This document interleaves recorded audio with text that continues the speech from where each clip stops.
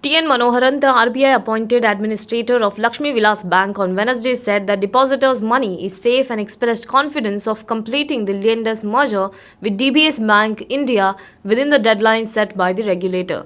On Tuesday, the Reserve Bank of India appointed former non-executive chairman of Canara Bank, Manoharan, as the administrator of Lakshmi Vilas Bank after superseding the board of the crippled private sector lender. A moratorium has been imposed on the bank and cash withdrawals have been capped at Rs 25,000 per account. Talking to reporters, Manoharan said that he was confident of the timely merger of the bank with DBS Bank India before the December 16 deadline. He said that his top priority is to assure depositors that their money is safe and that the bank has enough liquidity to pay back the depositors. Lakshmi Vilas Bank has Rs 20,000 crore in deposits and Rs 17,000 crore in advances. RBI will issue the final merger draft on November 20th. Social media giant Twitter has apologized in writing to a key parliamentary panel for wrongly showing Ladakh in China and has promised to correct the error by the month end, the committee's chairperson Meenakshi Lekhi said on Wednesday. Twitter's deposition has come in form of an affidavit signed by Damian Carrion, Chief Privacy Officer of the Twitter Incorporation, for wrong geotagging of India's map, Lekhi told PTI. Last month, the Joint Committee of Parliament on Data Protection Bill had come down heavily on Twitter for showing Ladakh as part of China, saying that it amounts to treason, and had sought an explanation by the US-based parent of the social media platform in form of an affidavit. Appearing before the panel chaired by Meenakshi Lekhi, representatives of Twitter India had begged apology, but they were told by the members that it was a criminal offence that questioned the sovereignty of the country, and an affidavit must be submitted by Twitter Incorporation, not by its marketing arm, Twitter India. West Bengal BJP chief Dilip Ghosh on Wednesday said that Union Home Minister Amit Shah and Party National President JP Nadda will visit the state every month till the end of assembly elections.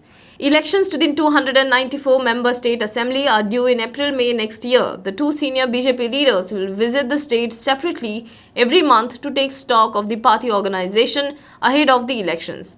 Amit Shah and JP Nadda will visit the state separately every month till the assembly elections are over and the dates are yet to be finalized. Their regular visits will energize the party workers, Dilip Ghosh told reporters.